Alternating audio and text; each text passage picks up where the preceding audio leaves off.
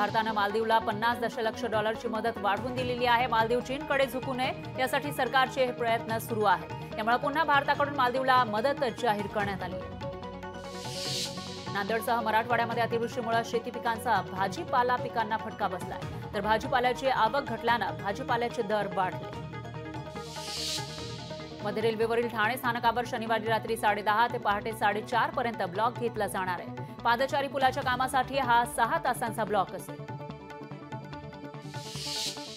Colaba Vandre sips भुयारी metro 3 मार्गिकेवरून प्रवास करण्याची मुंबईकरांची प्रतीक्षा लवकरच संपण्याची शक्यता आहे। दिवाळी आधीच नागरिकांना या मेट्रो सेवेचा लाभ घेता येण्याची शक्यता आहे, कारण ऑक्टोबरमध्ये या मेट्रोचा शुभारंभ होण्याची शक्यता वर्तवली जाते।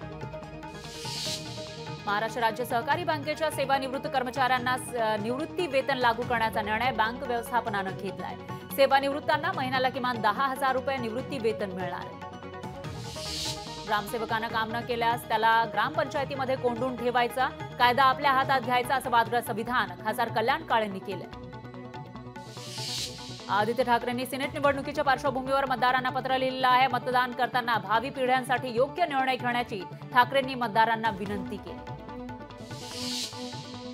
भाजपचे विद्यमान आमदार विजयकुमार देशमुख यांना पक्षातील नेत्यांकडूनच आव्हान मिळत आहे। भाजपचे नेते चन्नवीर चिट्टे यांनी उत्तर सोलापूर विधानसभा मतदारसंघावर दावा केला।